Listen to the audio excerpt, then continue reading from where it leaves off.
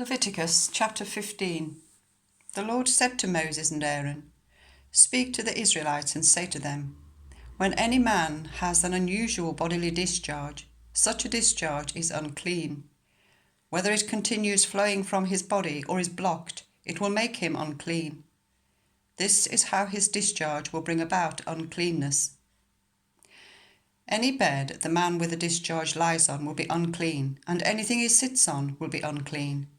Anyone who touches his bed must wash their clothes and bathe with water, and they will be unclean till evening.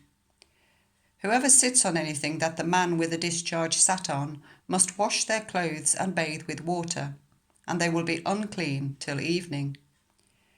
Whoever touches the man who has a discharge must wash their clothes and bathe with water, and they will be unclean till evening. If the man with a discharge spits on anyone who is clean, they must wash their clothes and bathe with water, and they will be unclean till evening. Everything the man sits on when riding will be unclean, and whoever touches any of the things that were under him will be unclean till evening. Whoever picks up those things must wash their clothes and bathe with water, and they will be unclean till evening. Anyone the man with the discharge touches without rinsing his hands with water must wash their clothes and bathe with water, and they will be unclean till evening. A clay pot that the man touches must be broken, and any wooden article is to be rinsed with water. When a man is cleansed from his discharge, he is to count 7 days for his ceremonial cleansing.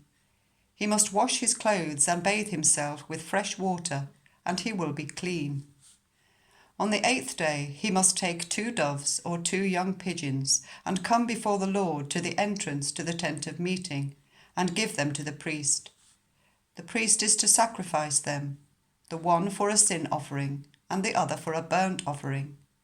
In this way he will make atonement before the Lord for the man because of his discharge. When a man has an emission of semen, he must bathe his whole body with water, and he will be unclean till evening.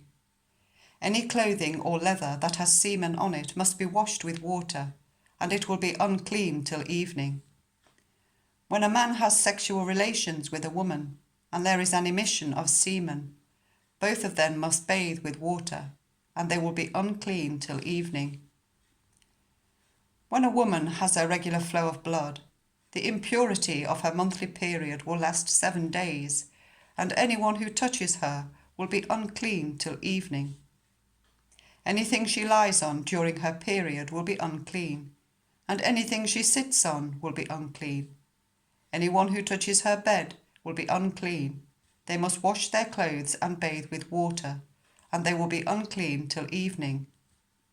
Anyone who touches anything she sits on will be unclean. They must wash their clothes and bathe with water, and they will be unclean till evening. Whether it is the bed or anything she was sitting on, anyone who touches it will be unclean till evening. If a man has sexual relations with her and her monthly flow touches him, he will be unclean for 7 days. Any bed he lies on will be unclean.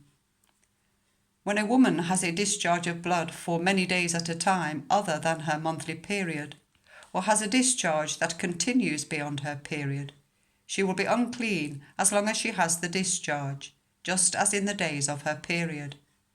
Any bed she lies on while her discharge continues will be unclean, as is her bed during her monthly period, and anything she sits on will be unclean, as during her period. Anyone who touches them will be unclean. They must wash their clothes and bathe with water, and they will be unclean till evening. When she is cleansed from her discharge, she must count 7 days, and after that she will be ceremonially clean. On the 8th day, she must take 2 doves or 2 young pigeons and bring them to the priest at the entrance to the tent of meeting. The priest is to sacrifice one for a sin offering and the other for a burnt offering. In this way he will make atonement for her before the Lord for the uncleanness of her discharge. You must keep the Israelites separate from things that make them unclean, so they will not die in their uncleanness for defiling my dwelling place, which is among them.